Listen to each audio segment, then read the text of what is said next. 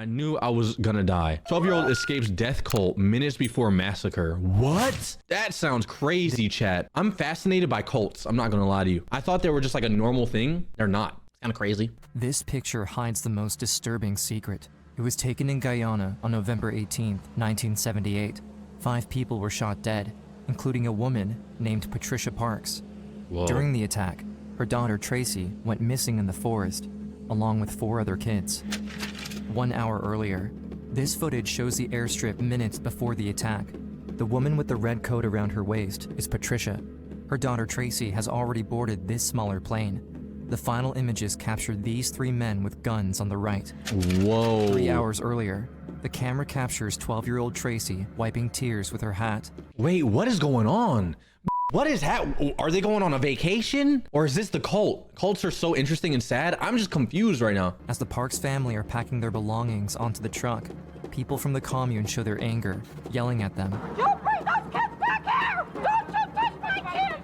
24 hours after this footage was taken, 918 people are found dead, and Tracy is nowhere to be found. The events that led to the Jonestown Massacre would remain a mystery, unless, by some miracle, someone can rescue its youngest survivor, 12-year-old Tracy Parks. Today, the Jonestown story got much worse. 910 died in the poison ritual of the People's Temple. They shot the reporters on the ground, the congressman. It's just nothing we can do to protect ourselves or to get anybody else out of there, you know? The possibility that children are alive has faded to very little chance at all. We have This no is crazy right now. indication here that there are people out there wandering through the jungle. Other relatives will not be satisfied until there has been a thorough aerial search of the jungle of northwest Guyana. You're not finding nothing up there, bro. The year is 1966. In the quiet town of Redwood Valley, California, Gerald Parks moves in with his loving family. Worried about the Cold War and a possible nuclear disaster, Parks and his wife Patricia have driven all the way from Ohio with their 3 kids. Not Ohio! Chat.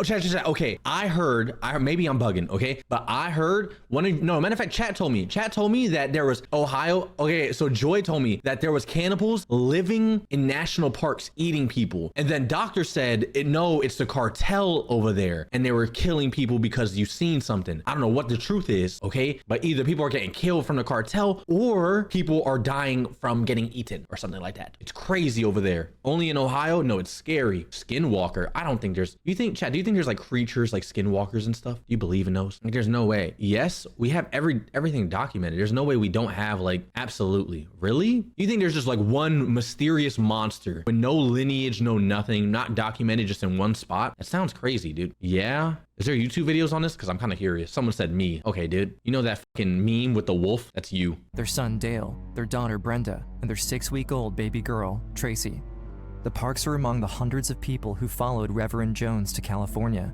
Redwood Valley is to be the perfect shelter for Gerald and his family, a great place to raise little Tracy. 1973, 7 years later, Jones announces that he's building a paradise city in South America.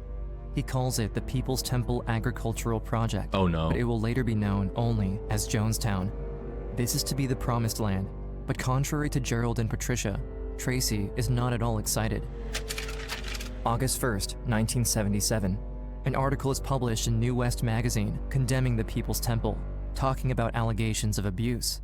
Still, more and more followers of Reverend Jones make the move to this so-called paradise city. Families left behind are worried about loved ones.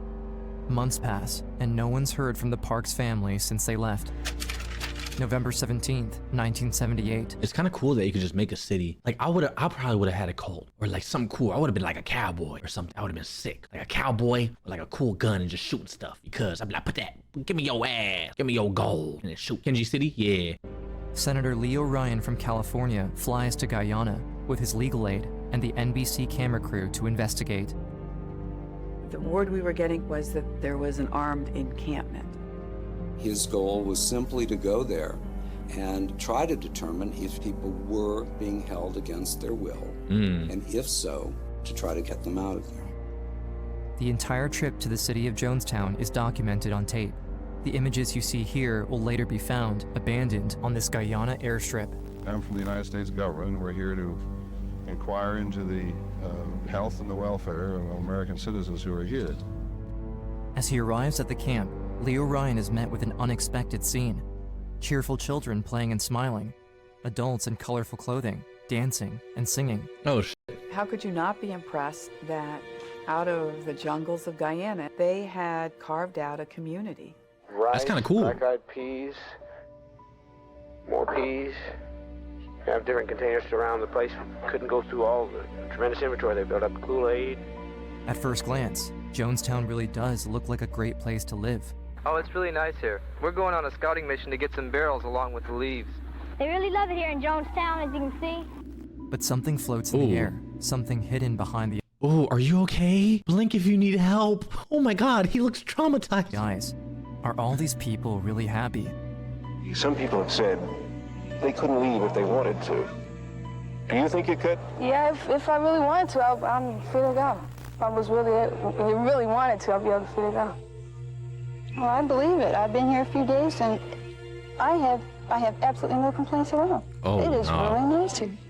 That is the most unconvincing. It is really nice here. That's the lie I say. I'm like, how you like the food? Oh, it's really good. It's so good. Oh my God, thank you. It's so good. When evening comes, the townsfolk have prepared a celebration for the senator.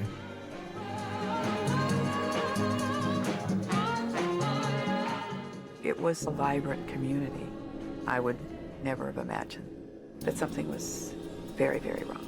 I think that all of you know that I'm here to find out more about. Questions have been raised about your operation here, but I can tell you right now that from the few conversations I've had with some of the folks here already this evening, that whatever the comments are, there are some people here who believe that this is the best thing that ever happened to them in their whole life. But behind this cheerful demonstration hides a disturbing reality. As one of the journalists passes along the pavilion, a man secretly hands him a note. The note reads, "Help us get out of Jonestown." Oh, November 18th, nah. the following day, at 11:30 a.m., Gerald's mother, Edith Parks, walks up to Senator Ryan directly and says, "We're being held prisoner here." Taken aback, Senator Ryan asks Gerald if what his mother says is true. I said, "We've been here 7.5 months. We want to go home." No one can imagine the horror Gerald and his family went through, but the next 72 hours will be the worst 12-year-old Tracy will ever live. Chat, this is so scary, bro. This is so scary. This is like a Outlast. Like, you know how Outlast starts? Outlast 2 type shit. It's like that, bro. Tracy's story begins in Redwood Valley, years earlier. I think that my dad just truly believed that Jim Jones was a good man in the beginning. Being born in the People's Temple, Tracy has been taught her whole life that Jim Jones is a man chosen by God. Come forth, my dear. Stand out. Take that step. Bless your heart. Take that step. At one gathering, he asks a woman in a wheelchair to stand up. As she slowly begins to rise, the crowd is overcome with emotion. Then, he asks her to walk. Move forward. Move forward, darling. You can do it. Step after step, he asks her to move towards him. Until... Oh, wow. Ooh. When I saw it with my own eyes, I thought, how can I deny it, you know? See, some people are stupid as shit. You deserve, I'm not gonna say you deserve to get fooled by this guy, but like that was insanely fake. I feel bad for people that like have no faith in, like, oh my God. Oh, wow. That's fake. Yeah, buddy. Some people are dumb. Holy shit. Are some people dumb like that in this chat? Hey, you want to start a little country? We could name it Kenji Town. You want to come over here, Chad? Come on, let's go start a country.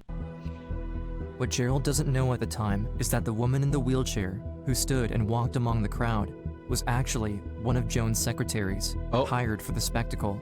My personal feelings with Jim Jones were always good ones. I always thought he was handsome.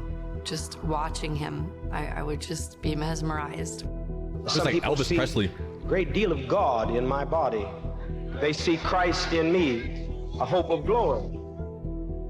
But when I got old enough to realize the difference between good and bad, I noticed that all of the meetings weren't happy meetings. Every Wednesday, Jim Jones offers a different kind of meeting to his followers. He calls them catharsis, the purging of evil. If you got caught talking to people that were not affiliated with the church, then you would be in trouble for that. Members, even children, could be called to the front and be repeatedly with a paddle, while the entire congregation is made to laugh at you. I would find myself looking around at all the adults, thinking to myself, you can't think this is okay. You just can't. I was scared to do anything wrong because I was scared I was going to be called up and... As the Parks family is getting ready to follow Jim Jones to Guyana, Tracy is deeply troubled. I can't figure out for the life of me why my parents went when the red flags were here. I want to give you more than I have. I want you to be greater than I am. And if you don't want to go this route, then go to hell where you want to, but don't bother me. Oh, wow. I remember landing in a little plane on the Port Kaituma airstrip that's not very far from Jonestown. As Tracy gets off the plane with her family, the air is so thick and so hot, she can hardly breathe. The family now has to board a tractor to be taken to Jonestown. When we came up on them gates, they were standing there with guns. Guns is crazy. At that moment, I knew I had just entered the gates of hell. I said, I feel like I'm making the biggest mistake of my life. Yeah, you right did. away, Tracy and her family are stripped from all of their belongings, including their passports. Then, Tracy is separated from her parents. They told my parents right then and there, she's going to be staying in the kids' area and you guys are going to be going to your own cottage. I was devastated. According to Jim Jones, family bonds are selfish. But the truth is, he wants to turn family members against one another. And the best way to do that is to isolate them. No, he is crazy. This guy's insane. Holy shit. Chat, I got a crazy idea though. Actually insane. Hear me out. There's Wi-Fi. It's so much free food and Wi-Fi, and it's so fun. It's so fun and fun. Oh my God. You want to come with me? And we have food and gift cards. You want gift cards and tablets? You want iPad? You want iPad, chat? There's everything there. Let's go to Kenji land. Come on, it's so fun. One's in chat if you want to go. Already, Tracy's father Gerald knows he's made a mistake. The next morning, while walking around the grounds, Gerald runs into his own cousin. And she said, how do you like Jonestown? I said, I don't.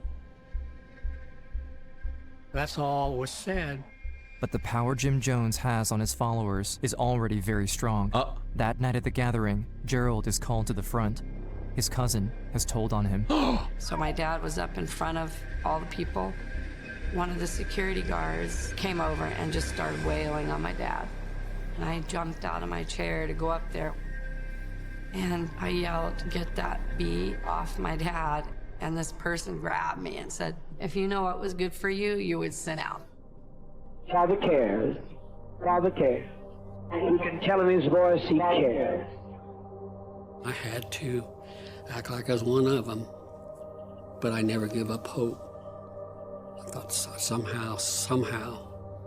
I can't even feel bad. I'm sorry, I can't feel bad for him. Like that motherfucker, you a grown-ass man, and you looking up to another grown-ass man, and you got, like, that's some real stupid shit, bro. Oh my God. Get out of here. This is some Far Cry storyline. No, seriously, it's insane. But acting like everything is fine won't be easy, especially not for little Tracy.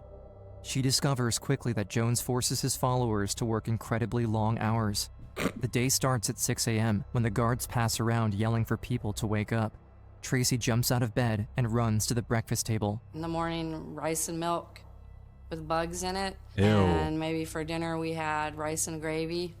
After eating, Tracy would have to run to her post where she'd work the rest of the day until dark. Dang. By nightfall, she would attend mandatory meetings of Jim Jones screaming and preaching for hours, most of the time spreading fear, talking about threats outside in the jungle. I got a hell of a lot of weapons to fight.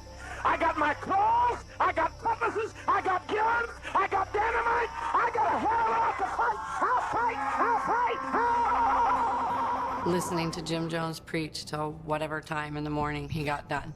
Might be 2, might be 3. He's insane. Get hit with a cane if you were falling asleep. The kids would just be laid all over the floor. They couldn't keep them awake. And then there are the White Nights, the most terrifying meetings of all. Oh, no. To test the loyalty of his followers, Jim Jones forces everyone to drink a fruit punch that may or may not be poisoned. What? Who the hell wouldn't be ready for a white night? How do you feel about it? You may die tonight. But Gerald Parks knows that for Jim Jones, this is a rehearsal. I knew those white nights he was having was fake at the time, but I also knew that one day one of them would not be fake. Since 1976, Jim Jones and his close crew have been buying cyanide in preparation for the mass murder of his followers. Gerald needs to act fast, but the Guyana forest is one of the most dangerous in South America.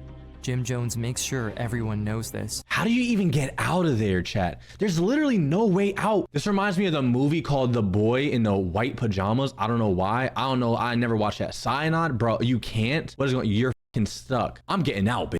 No, you know what I'm gonna do?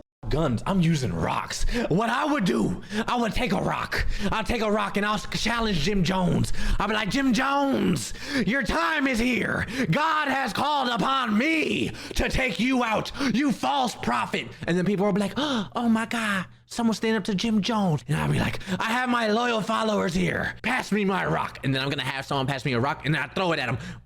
I toss it at him. Jim Jones is gonna get hit. And he's gonna be like, oh my God, shoot that man. And then I'm like, don't shoot. I have more rocks. And these rocks are from God. And then what I would do, I'll take my rocks and start tossing them and I'll stone Jim Jones. And then I'll take over the cult and then be like, I am Kenji Jones and you will sip my fruit punch. That's what I would do. I wouldn't run. I would take over the cult. I'm the Lord and Savior of the cult, Lord Candlestick. I will Lord ever. I'm sorry. He would often throw that in our face. Go ahead and try. Go ahead and try to run through the jungle. The panthers and the snakes. See if you can make it to any railway. See if you can get to any passport. Try. I dare you to try. Oh, wow.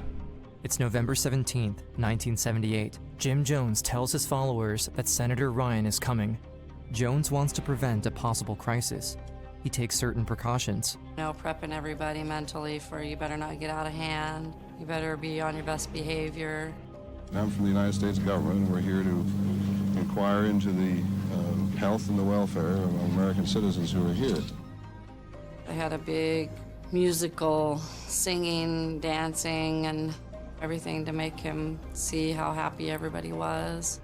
Whatever the... What is that in the back? Was that a demon? They had a big the musical, singing, dancing, and everything to make him... Are we gonna act like, what the fuck is that? Is that like a layer? I'm just saying, like, is that hair going up? That's a person. I'm just saying, like, I just see glowing white eyes and hair going up. Kenji, that's a person. Glasses. Oh, it's a black guy in glasses. Oh. See how happy everybody was. Whatever the comments are, there are some people here who believe that this is the best thing that ever happened to them in their whole life. When hearing this speech, Tracy's heart drops. If Senator Ryan could be fooled, no one else would come and save them. November 18th, the following morning, Gerald and his mother Edith walk up straight to Senator Ryan to tell him the truth. I said, we've been here 7.5 months. We want to go home. And he said, well, you'll be back in the United States today. Oh. But Gerald isn't so sure. Other families begin to come forward as well.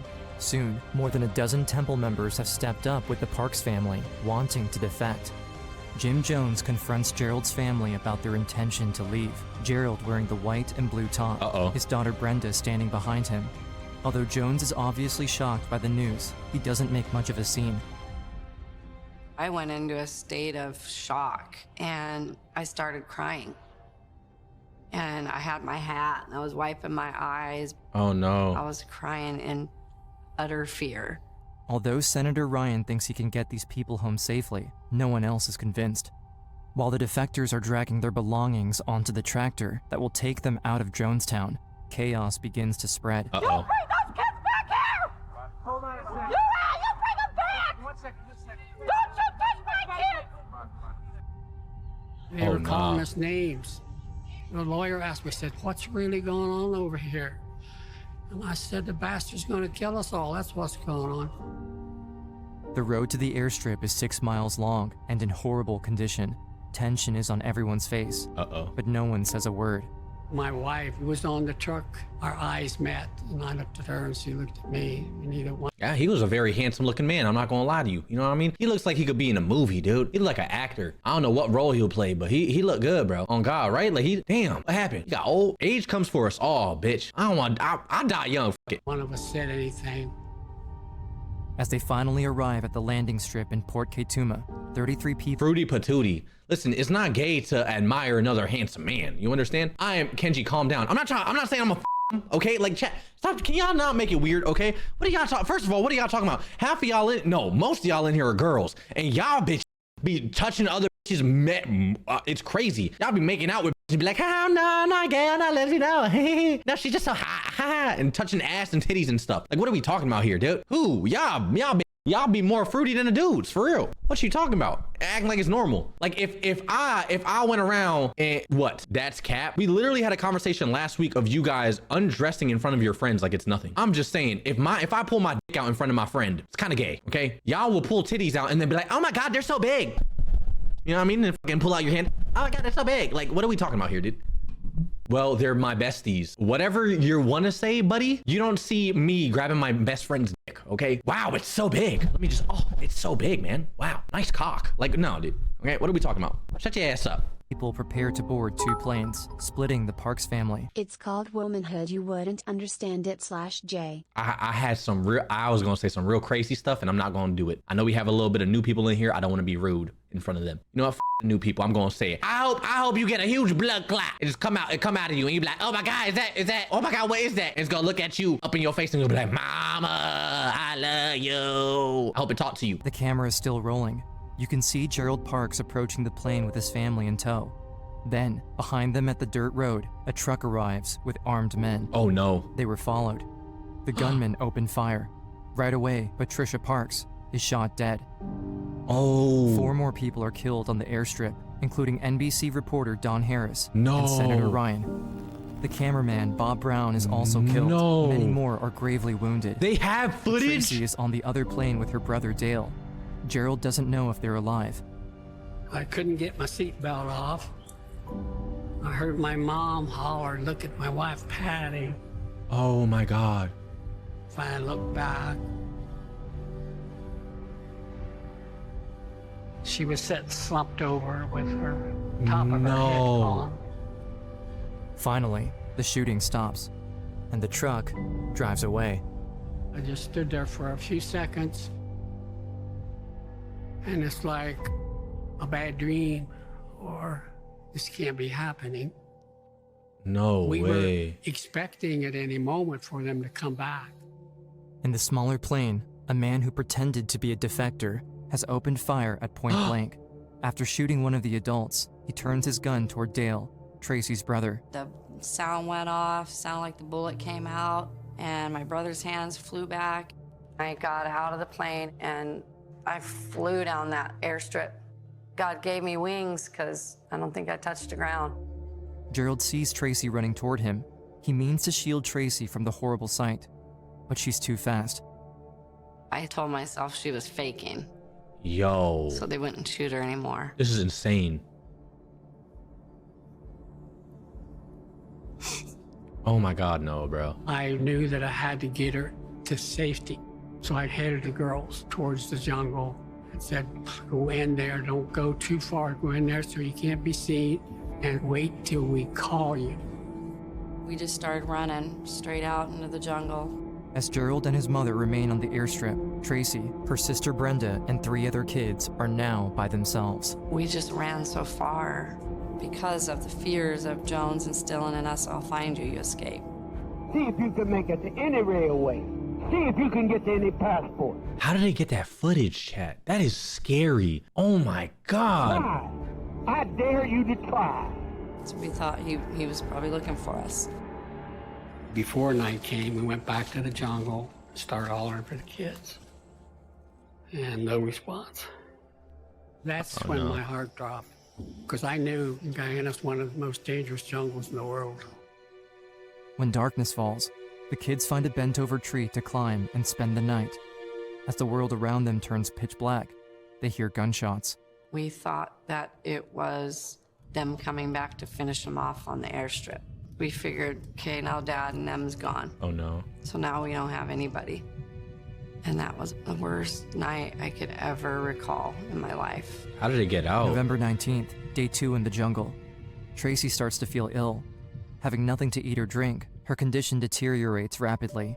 Her sister Brenda, being the eldest, does her best to keep the children moving, knowing that Jim Jones' men are probably out there looking for them. Night falls on the second day.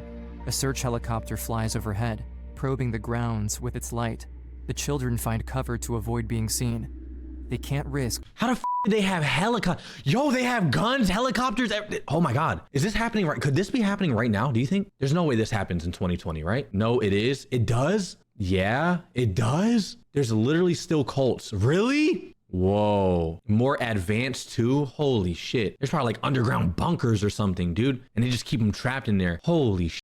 They have miniguns. What? You never know, Kenji. All these things happen under the radar. Bro, that's scary. There's a cult in New York. There are cults everywhere. Kenji, you heard of the KKK? Yeah, but I feel like usually people join because, you know, they don't like a certain demographic, you know? I don't think, I mean, I know it's like a cult, but like, I feel like if you join the KKK, you're not just gonna get dragged out to the jungle. You know what I mean? I don't know. All over the internet, they spread misinformation. So sociology or some is really famous. Scientology, that's what you're talking about? Yo, this is scary. Going back to Jonestown.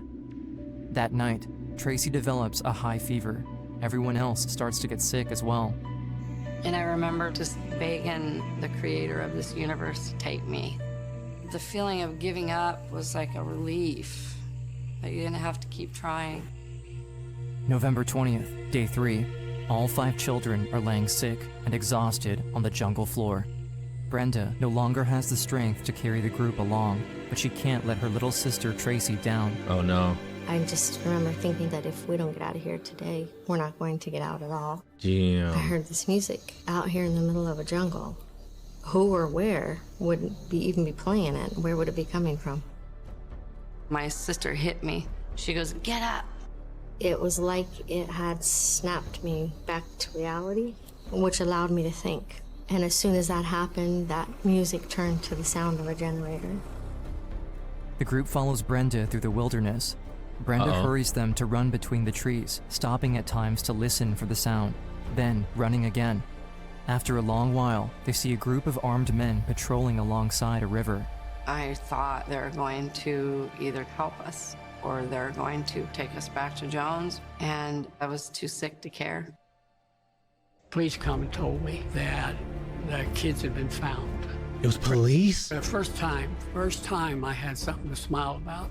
Tracy and Brenda are reunited with their father, their grandmother, and their brother Dale, alive and well. Well, how the fuck did they even make it out? Oh my God, wait. How did the dad make it out? What happened? I knew when I saw him, I'm going home. I'm gonna be able to go home. And that was the first time I had ever really felt that since the day I had hit the gates to go in. Scary. Although Tracy and her sister can finally breathe a sigh of relief, the joy of this heartfelt reunion is short-lived.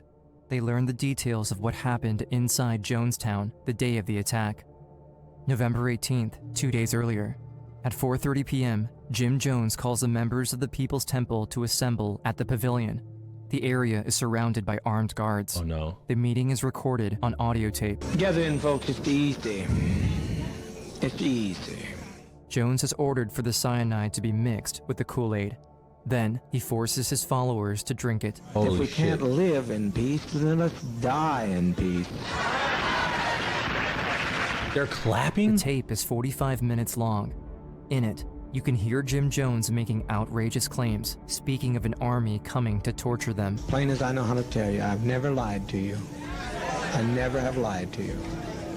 When some of the members protest and wish to leave, Is it weird that he kind of sounds like Donald Trump? Tell me he don't speak like Donald Trump. Am I bugging? I would never lie to you. I don't, right? Oh, do you hear it? Do you hear it or what? Army coming to torture them. Plain as I know how to tell you, I've never lied to you. I never have lied to you. When some of the members protest and wish to leave, he refuses. No, you're not going. You're not going. You're not going. Some members take the deadly drink willingly, while others are forced at gunpoint. Oh my God. The scene turns to chaos, and the recording becomes unbearable to hear. Die with a degree of dignity. Lay down your life with dignity. Don't lay down with tears and agony. Don't be this way. Oh, God. A total of 918 people are killed in Jonestown. The first of which, Trisha Parks, Tracy's mother. I've looked at several pictures of my mom on that day. I'll never forget the look on her face. She was a loving person. She didn't deserve to die. I didn't see her get shot, but I saw her brains in the plane, and I saw her laying out on the ground. They shot the reporters on the ground, the congressman. They come from the pickup, the dump truck from the other side and got off and stuck the gun to their heads, point blank. Kids have to go back to nothing without a mom, start life all over again. I was thinking about what I was going to have to live with the rest of my life. The world. I'll be mad as shit. I'll be like, we all gonna drink it, right? 1, 2, 3. So good, so good. Oh, ooh, you pass out? Ooh. Oh, okay, everybody dead? All right, I'm gonna fuck with y'all then. I'm leaving. Y'all little ugly ass, stupid ass. He thought I was drinking that bullshit. Hell no, I held that shit in my mouth for a little bit, but I ain't drinking it. Like, bro, what are you talking about, dude? Oh God, I'm not drinking that. Hell no. Is shook by what took place on November 18th, 1978. But few lost more than Tracy Parks. All her life, she lived inside of the They people's... double checked Kenji? Oh my God. You're at gunpoint? Oh my God. How fast does cyanide kill you, chat? temple. And at 12 years old, she now has to enter the real world without her mother there to help her. I just drank because that's how I hid my pain as a teenager. Fast, instantly, fast as hell. Like a few sec. Damn, that fast? Like so fucking fast. Damn, I can't even, like, I was gonna like drink it, throw it up later. Some damn quick. It literally stops your entire body, foaming out the mouth, and you're done. Oh my God, that's scary. There's no way. We gotta think about this, chat. This is scary. For all the survivors, demons from Jonestown show up in the years to come in different ways. A pattern of violence comes back too often. On October 24th, 1983, Paula Jean Newstall and her child are shot dead by Lawrence E. Mann, the child's father. On February 24th, 1984, Tyrone Mitchell opens fire on an elementary school in Los Angeles before ending his life. Holy shit. In 2014, Chris O'Neill, a boy who escaped with Tracy and Brenda in the forest, is shot down by police after a domestic dispute. But not all survivors turn to violence. Even after the tragic death of her sister Brenda in 2013, Tracy Parks remains a fighter, determined to honor her mother's memory. Wow. This is harder than I thought. Chat, I'm about to cry, bro. This is 30 years crazy. after Patricia Parks' death, her daughter Tracy returns to that airstrip. There, she lays down 5 roses, a picture of her mother, and a cross. I just wanted to say goodbye. As for Gerald, She better than me. Tracy's father, he devotes his life to his family. After helping to raise his 2 granddaughters, he becomes a Kenji, what are you gonna do after this? Motherfucking not go back to that jungle. I'm sorry, like RIP mama, I'm never going back there. Oh God, I'm never going back. I'd be too traumatized. I'd be too scared. What would I do? I mean, I don't know what I would do. Not that for sure. Honestly, wow. I don't even know what to say. I have no jokes. I'm just shocked. This is crazy. great-grandpa to 6 girls.